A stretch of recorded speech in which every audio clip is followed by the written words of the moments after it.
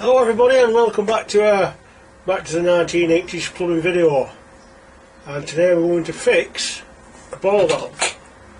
Yes, we did used to fix these as well. I realise that now we don't, and most people throw these away, but if you've never seen these done, then you know, it might be helpful to you. If it's not, tough. But yes, we used to fix these, and there are only two things can go wrong inside here. One is a washer, which is a very small washer about the size of a big pea really, and sometimes you get muck in the hole. Right, so I'll show you what we do about it. I've already loosened this, but that you turn the water off and that would be the part that's left in the tank. You just take this part off, and then you'll notice that there's what we call a split pin here. It goes out that side and spreads it. You'll have to straighten that out, and then you just give it a good pull. That comes out, and then that bit disengages. This cap screws off, and inside there is a, I don't know what it's called. Anyway, this comes out, and there are two couple of different sorts of these. One is where that part will unscrew and you'll be able to get to the washer. This one, you're just going to pull that washer out, slide that out, see it'll come out like that, and put your new washer in. That would solve that problem if it was the washer that was causing the problem. If it was the muck in the hole situation, you knock that out and you'd have a little bit of muck in that hole that would stop it sealing. So you blow that out, or get a small screwdriver and poke it out, and then put it back together. So that goes back in there, and then there's a washer going on there that would seal it back to the other part. That piston thing goes back inside, but don't let the washer fall out like I just did. That goes outside, but there's a groove, and the groove needs to correspond with that groove there, so that engages in the groove, and you put your split pin back inside.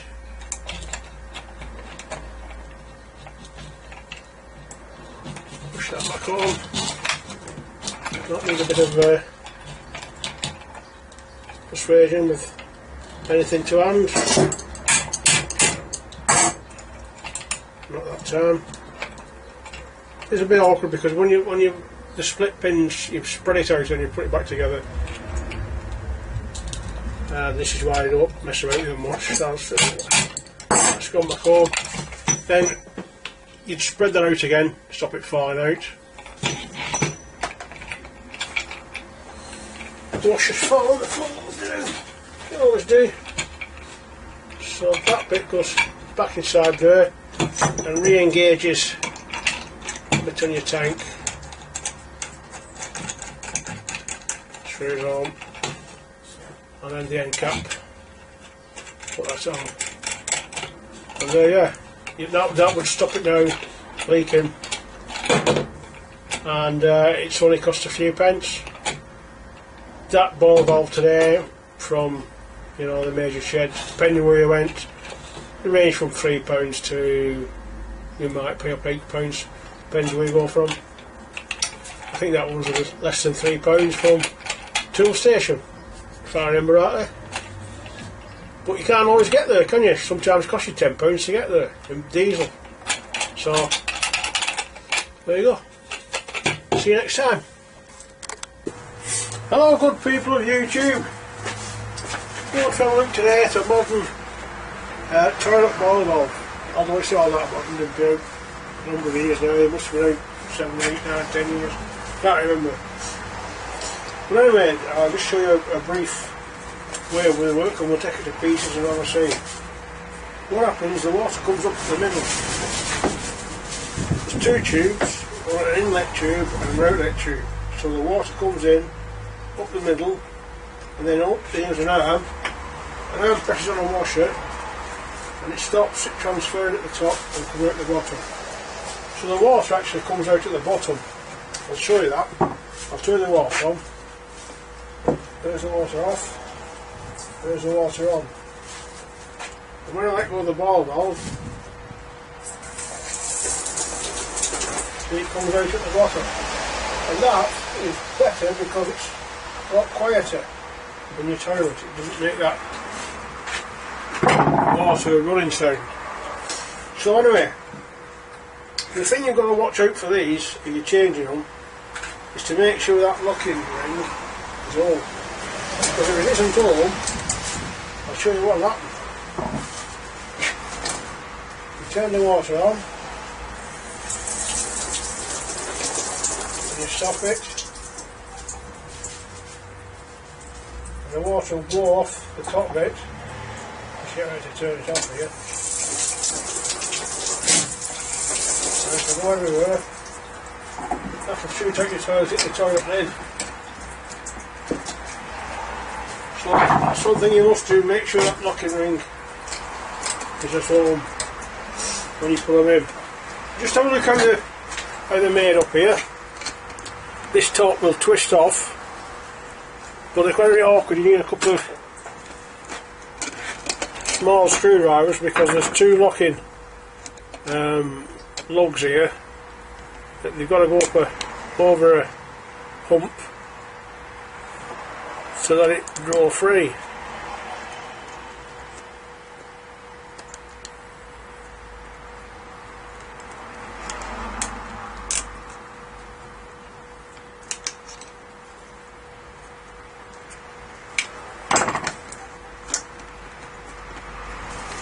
It's not quite getting it though.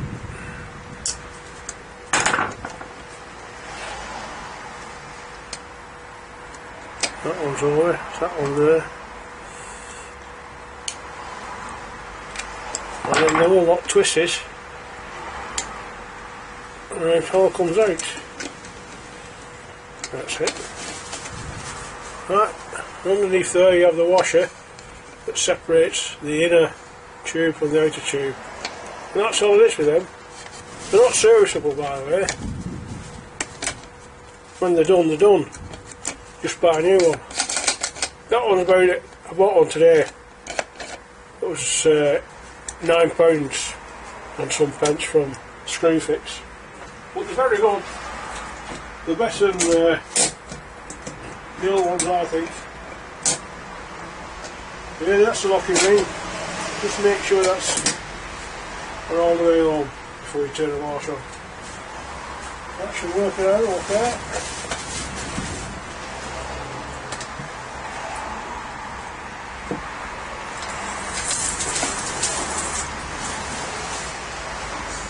Lamb stuff for washing the garage out.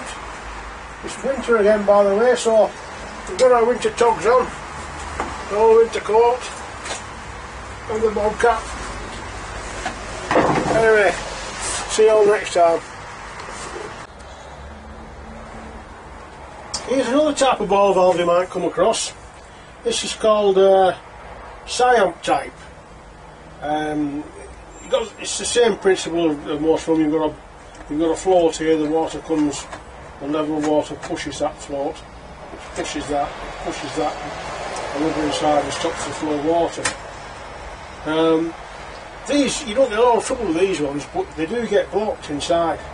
Right down here there's a filter, and they tend to block there, and instead of filling quick, they take a long time to fill. Getting them out, they're not as easy to get out because they will separate, but you need to twist them on a screw thread there underneath, and because it's in a cistern you won't be able to turn it. But there is a little trick I found. You can undo that bit,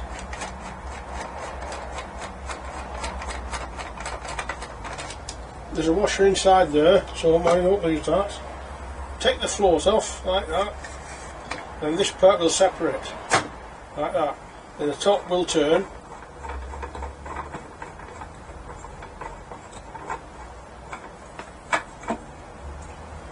So you can get them bits there, that top part will come off as well with a bit of effort, and there's a little diffuser inside there. You give that a blow out,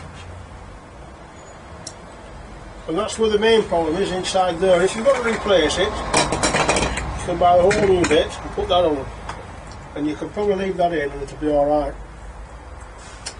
And then get it back together is just an opposite of that. Put that on first.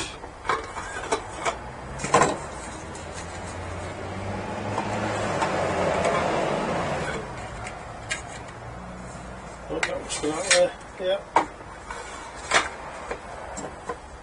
Screw that up. This will just save you taking the